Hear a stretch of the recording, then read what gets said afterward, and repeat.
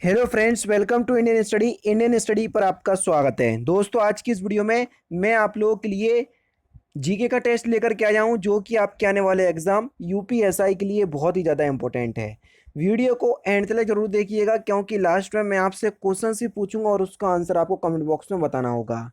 साथ ही साथ इस वीडियो की पीडीएफ डिस्क्रिप्शन में टेलीग्राम चैनल का लिंक दिया हुआ है, वहाँ से आप प्राप्त भी कर सकते हैं। पहला क्वेश्चन दोस्तों आपके सामने, स्वायत्त सरकार के खर्च में वृद्धि का सीधा प्रभाव किस पर पड़ता है? तो ये पड़ता है सर आपका अर्थव्यवस्था में समग्र मांग में। दूसरा ऑप्शन करेक्ट। भारतीय संघ राज्य क्षेत्र का दैनिक प्रशासन किसके द्वारा संचालित होता है? Important questions. तो किसके द्वारा संचालित होता है? उपराज्यपाल के द्वारा। चौथा ऑप्शन करेक्ट। मांगी गई मात्रा में प्रतिशत परिवर्तन को अपनी कीमत में प्रतिशत परिवर्तन से विभाजित करने के मूल को क्या कहते हैं? तो उसको हम क्या कहते हैं सर? मांग की लोच कीमत या मांग की कीमत लोच, यानी कि तीसरा ऑप्शन बिल्कुल करेक्ट। उत्पादन के साधनों का सामाजिक स्वायत्तम एक विशेषता है समाजवादी अर्थव्यवस्था की। दूसरा ऑप्शन यहाँ पर आपका बिल्कुल करेक्ट। अपनी क्रिया के बाद शरीर में हार्मोन्स, तो अपनी क्रिया के बाद शरीर में हार्मोन्स जो है वो नष्ट हो जाते हैं। दूसरा ऑप्शन यहाँ पर आपका बिल्कुल करेक्ट।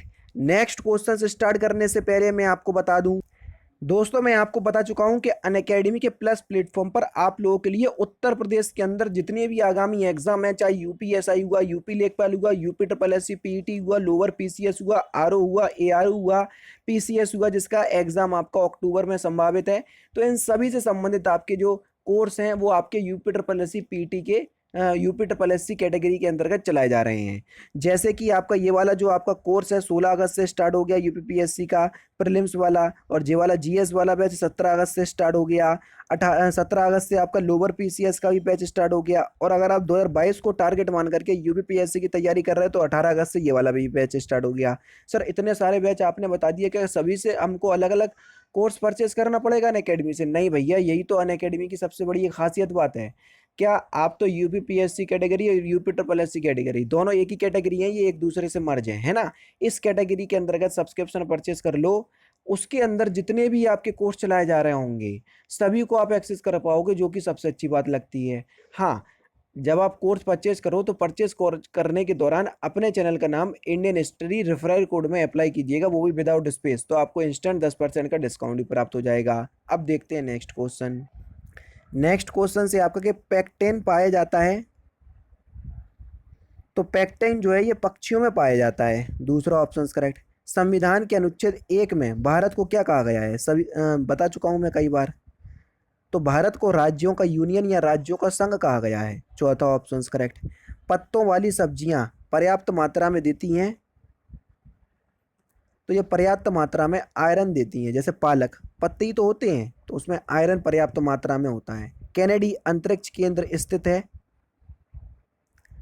तो कैनेडी अंतरिक्ष केंद्र ये फ्लोरिडा में स्थित है। पहला ऑप्शन करेक्ट। जीएसटी लागू करने वाला पहला राज्य कौन सा है? Important questions. तो वह था आपका असम, और सबसे लास्ट वाला राज्य था वो था आपका जम्मू कश्मीर।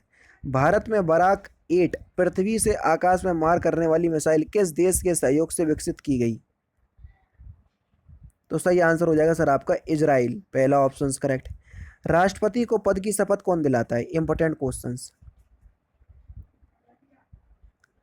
भारत का मुख्य न्यायाधीश। पहला ही ऑप्शन यहाँ पर आपका बिल्कुल करेक्ट हो जाएगा।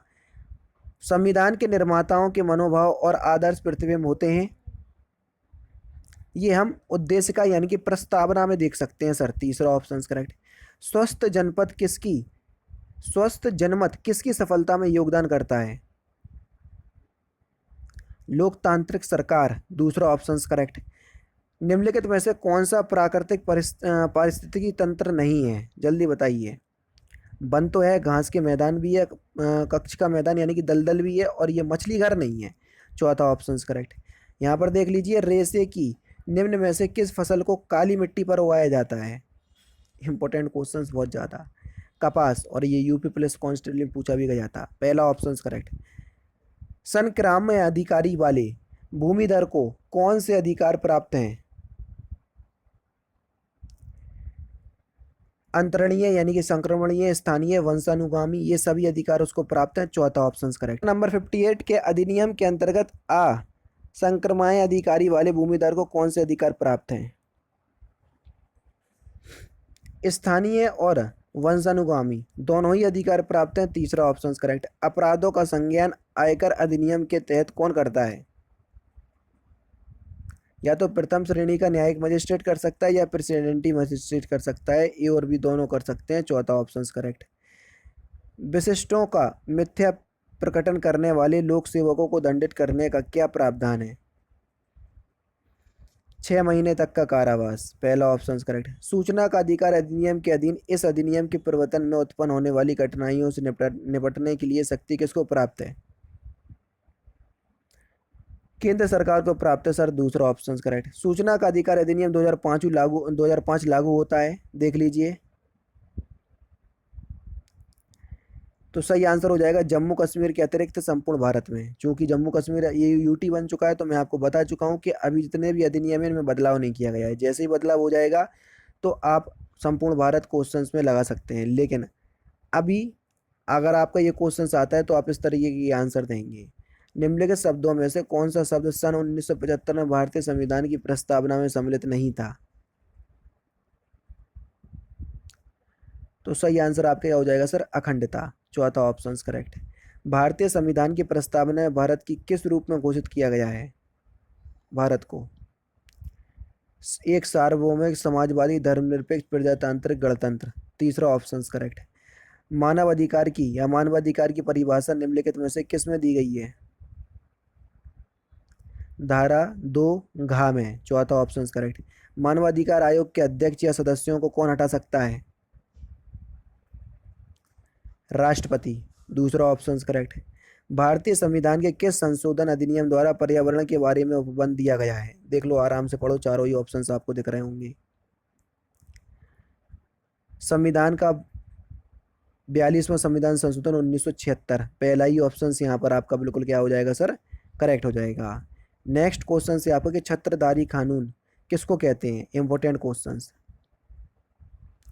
पर्यावरण संरक्षण अधिनियम 1986 को छत्रधारी कानून कहते हैं। तीसरा ऑप्शन करेक्ट। दहेज में क्या शामिल नहीं है? तो सही आंसर होएगा मेहर। मेहर जो है ये दहेज में शामिल नहीं है। चौथा ऑप्शन करेक्ट।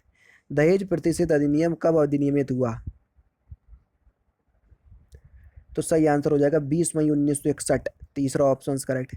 सामान्य आशय से संबंधित प्रावधान आईपीसी की किस धारा में दिए गए हैं? तो ये धारा 34 में दिए गए हैं। पहला ऑप्शन करेक्ट। भारतीय दंड संहिता की धारा 34 पर प्रसिद्ध वाद है रेग बनाम गोविंदा। दूसरा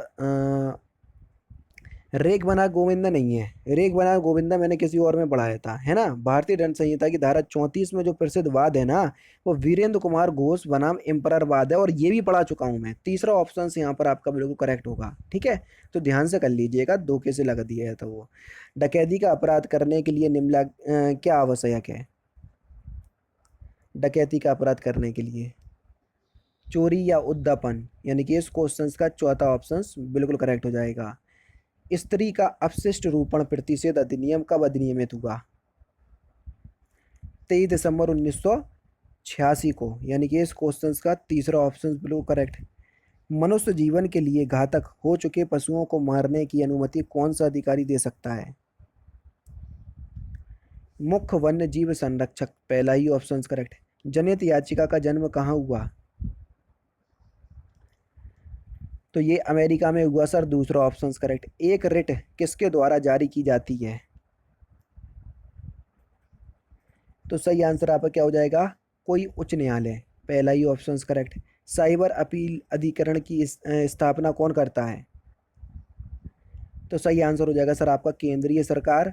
और भ्रष्टाचार निवारण अधिनियम 1988 के अंतर्गत आयोजन के लिए सक्षम अधिकारी से पूर्व स्वीकृति किस धारा में अनिवार्य किया गया है? तो सही आंसर हो जाएगा धारा 19। और लास्ट क्वेश्चन से आपका कि अधिनियम के अधीन समुचित सरकार से तात्पर्य है, क्या तात्पर्य ये आपको बताना है। देखो, दो ऑप्शंस ये हैं और बाकी के दो ऑप्शंस ये हैं। तो इस क्वेश्चंस का आंसर जो है वो आप मुझे कमेंट बॉक्स में बताएंगे, क्योंकि लास्ट क्वेश्चंस है। तो दोस्तों ये थे आपके 40 जीके के इंपॉर्टेंट क्वेश्चंस जो कि मैंने आज की इस वीडियो में आपको कंप्लीट करवा दिए। वीडियो अगर आपको अच्छी लगी हो तो प्लीज़ दोस्तों वीडियो को लाइक और शेयर जरूर कर दीजिएगा। तो दोस्तों फिलहाल की वीडियो में तो सिर्फ इतना ही। अगर आपको वीडियो पसंद आए तो प्लीज़ दोस्तों वीडियो को लाइक कीजिए, शेयर कीजिए और साथ ही साथ हमारे चैनल को सब्सक्राइब करना ना भूलें, क्योंकि मैं रोजाना इसी तरह के वीडियोज़ आप लोगों के लिए लाता रहता हूँ। नमस्कार दोस्तों, जय हिंद, जय भारत।